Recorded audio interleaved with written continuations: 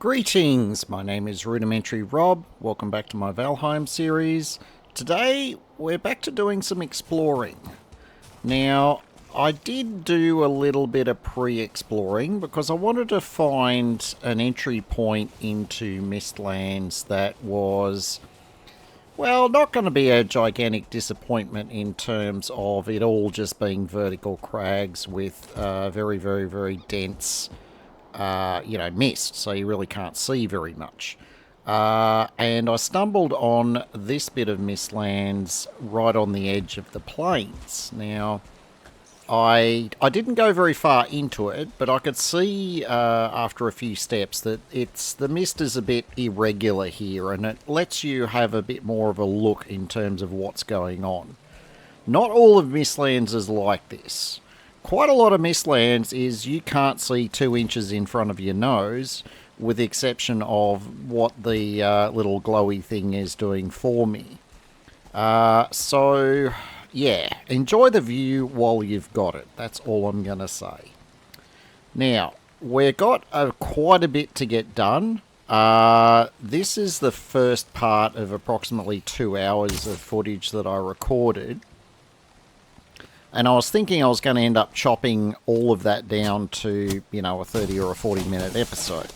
As it turned out, a little bit more happened than what I remembered. So this play session's going to end up broken up into 2 episodes. So this is the first of 2.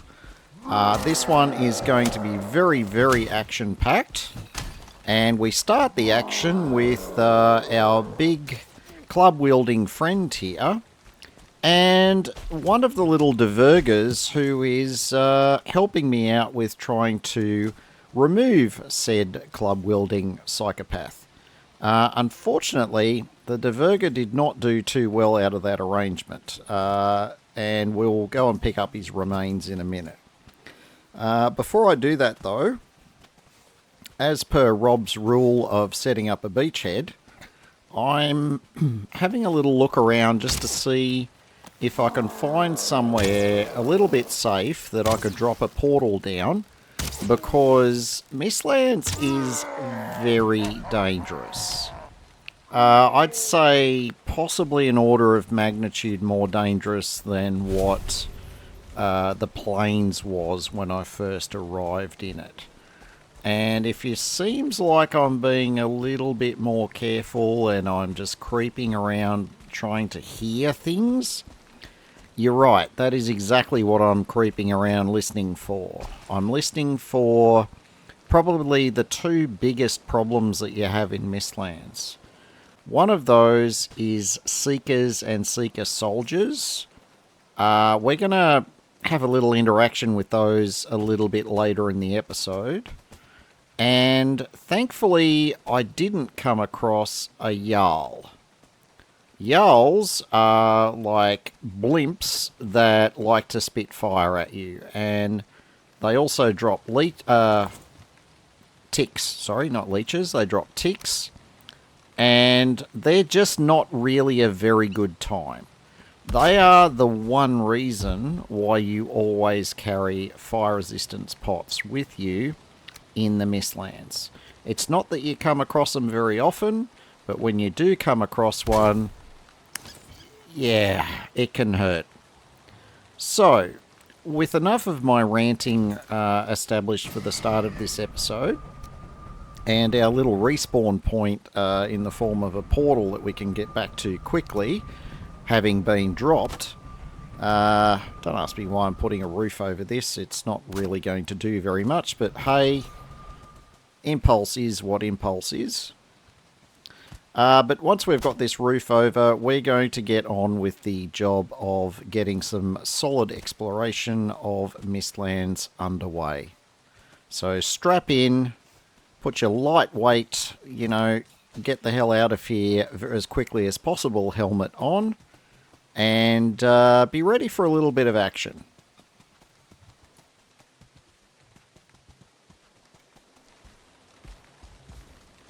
Alright. Here is the first lucky find. Anytime you find one of these, mark it on your map. You're not going to be able to use them straight away generally because you need to craft up a special object, and that special piece of kit actually requires an ingredient which is not easy to come by. But when you get them, you're going to want to have some of those roots marked out to give you somewhere to put them.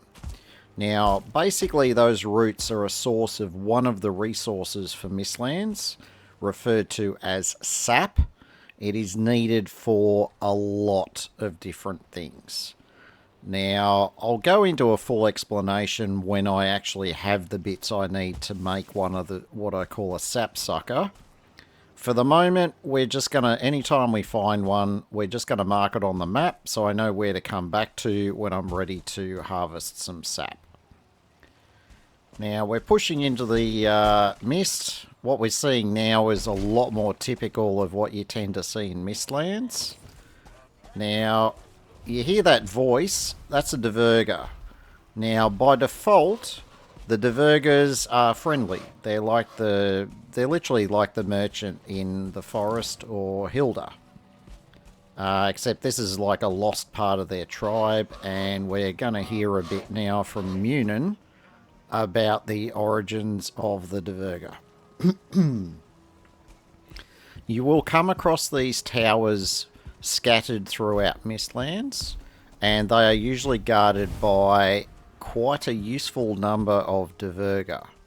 Now, that ward on the ground will prevent you from doing any damage to their base. So, if you need to loot chests and things like that, you're not going to be able to do any of that while that Diverger ward is there.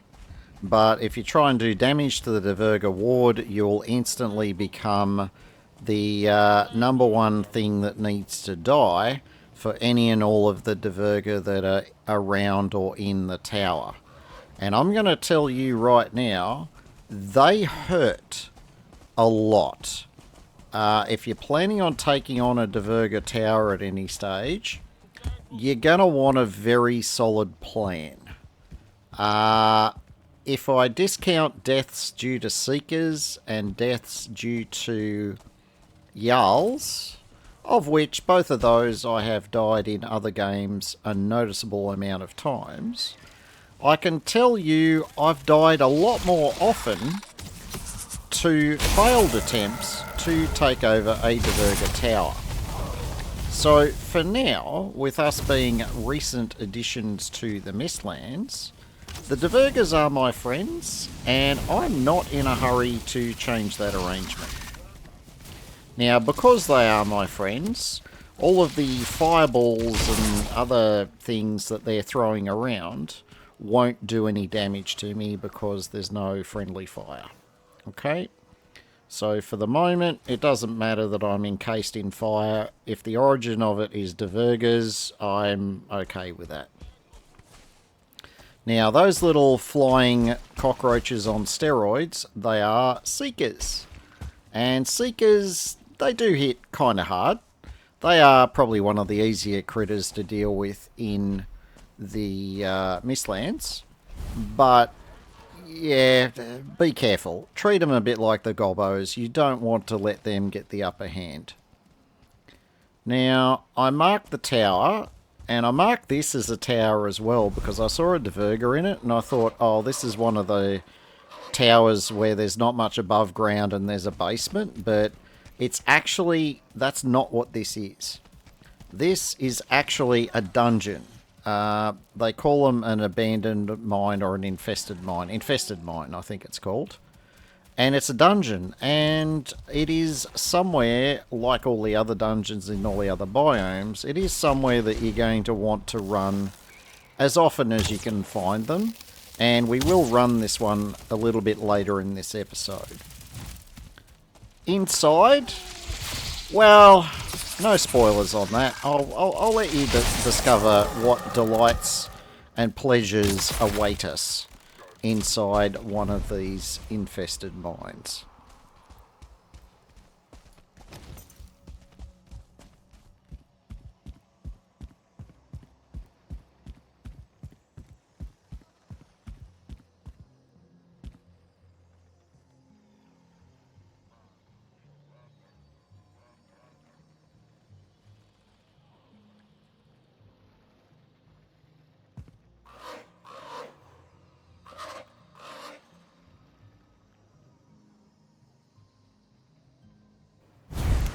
Very impressive. Munan's way of describing things is interesting. I'll let you draw your own conclusions about how impressive these infested mines are.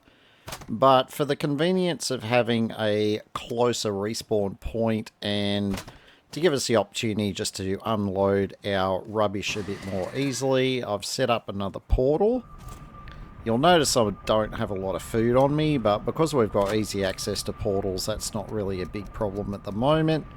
Now, these dungeons in Mistlands, they're a little bit involved, but unless you come across some really horrific surprises, generally you'll knock them out quickly enough that you won't need a lot of food with you. And this one overall was definitely kind of ticking that box. We did come across a surprise, and I'm not going to spoil that, but it's not the worst surprise you can find in one of these dungeons.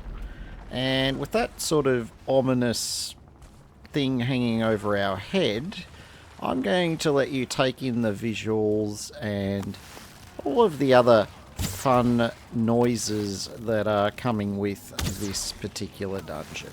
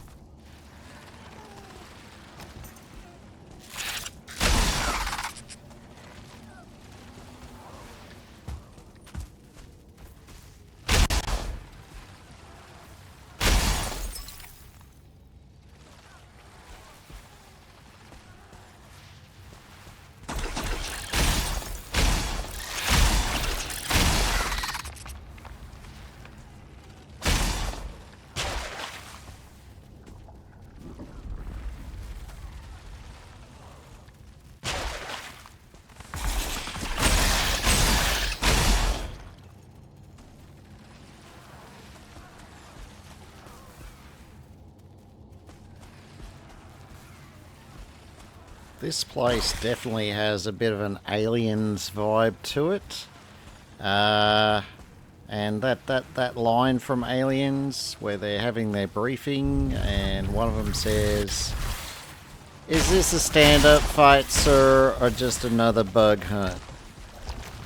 And the response to that, of course, was, "We believe there is an unknown xenomorph may be involved."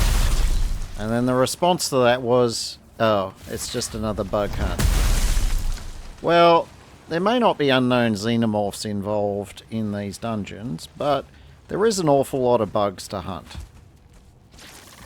I do very much recommend never coming to Mistlands without your Mark II polo mallet here, because the ticks will always jump on you, and they will often jump on your back where your normal melee weapon may not be able to hurt them. That's where an area of effect damage weapon like this is invaluable. And individually, the ticks do enough damage that if you're not trying to get rid of them straight away, they can turn the tide of a battle very quickly. So, never underestimate a tick.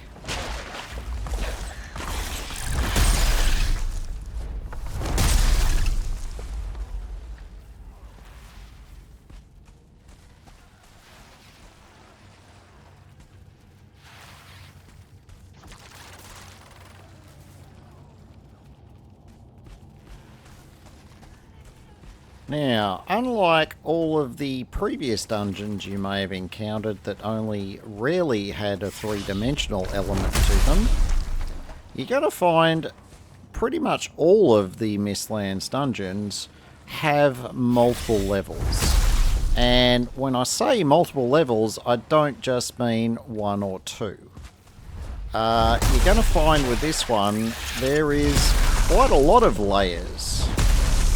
Like Onions and like Shrek, Mistlands dungeons have layers.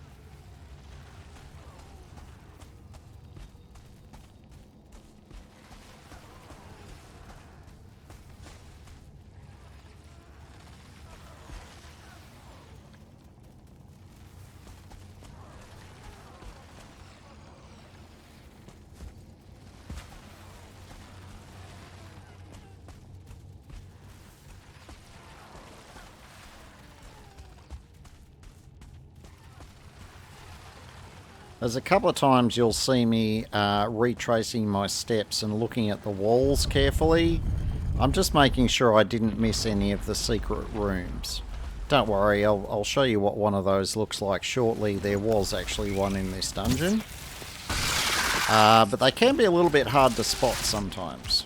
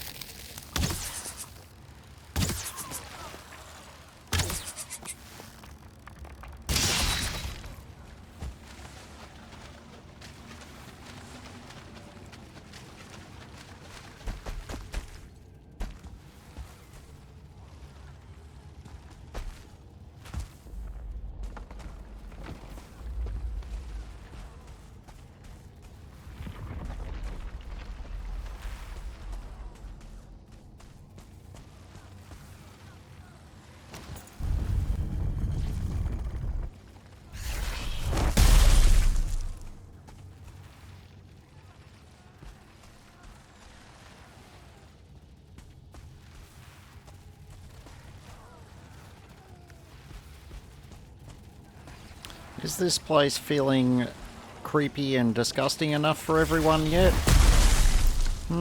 Not yet? Okay, give it a little bit of time.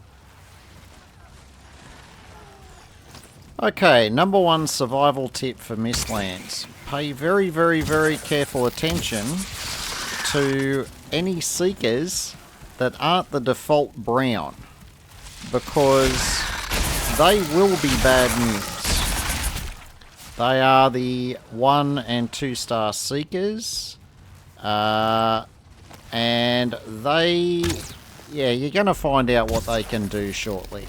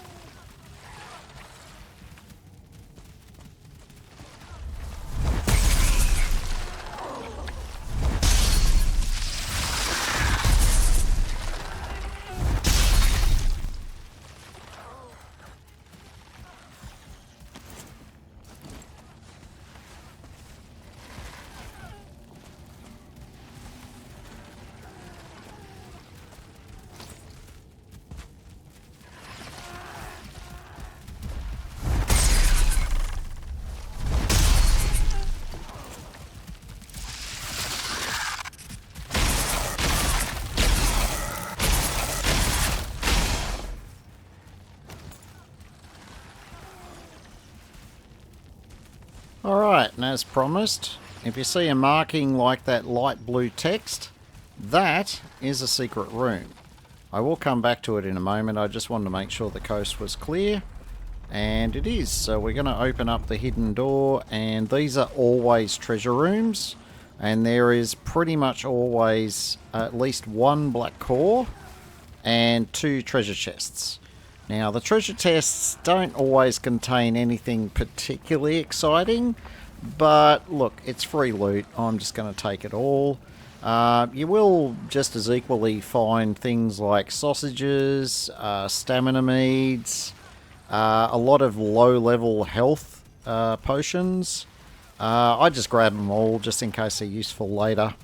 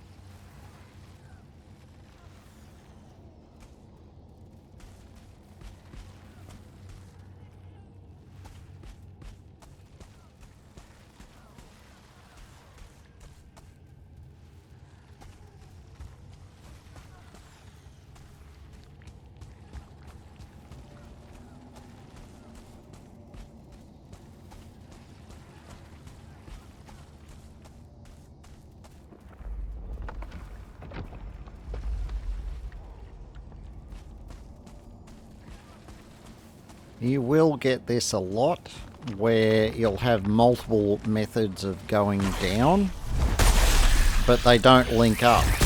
So they're all separate bits of the dungeon. So I'm not sure how well you cope with keeping track of what you've explored and what you haven't explored. But trust me, by the time you're done doing some Mistlands dungeons, you are going to get a lot more experience. Now, this 2-star tick is a little bit scary. Thankfully, like all the other ticks, they tend to get knocked around a lot by my 2-pound lump hammer here. And consequently, it didn't really present much of a risk to me. But if I didn't have Door Knocker Mark II, that 2-star tick would have taken on a new level of danger.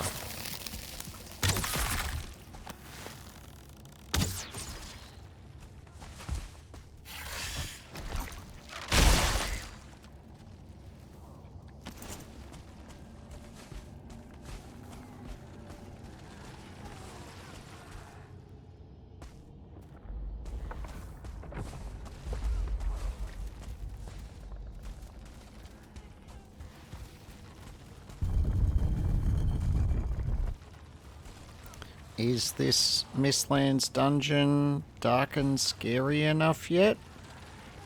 No? Okay, let's see what we can do about that.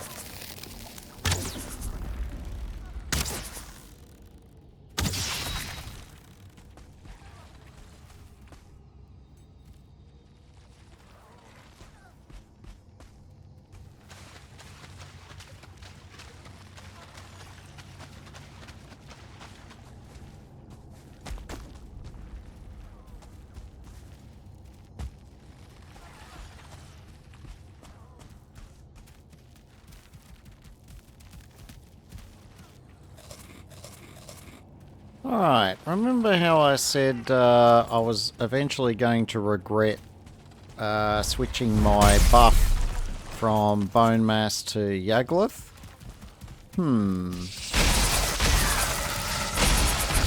Yeah, that's a 1-star Seeker. And you want to see how quickly you can die to a 1-star Seeker? Yep, he just trashed me through my shield. Like, I didn't block a couple of the attacks, but that last attack went through my shield and it still killed me. So, we've gone back to base. We've switched our buff back to Bone Mass. And we're now doing our corpse run. Now, we're going to do a nudie corpse run. And I'm going to say this is the point where you decide just how big your cojones are in terms of how you decide to get your body back. Bear in mind, the next set of armor I've got is not Plains gear.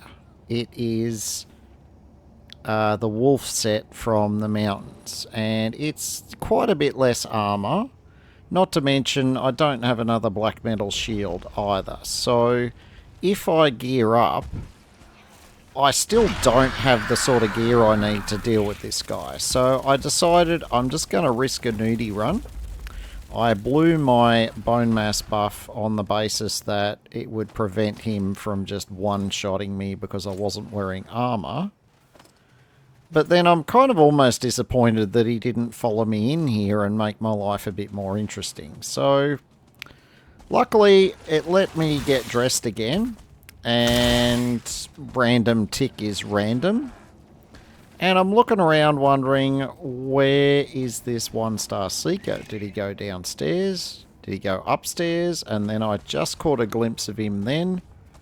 But I thought, like, I only saw that on the recording. At the time, I heard the movement and I saw something dart quickly overhead, but I thought that was another tick, so I didn't think much of it at the time. So I'm looking around in all the little nooks and crannies that I've explored and not explored, and then I think, I don't know where he's gone, but he'll show up eventually.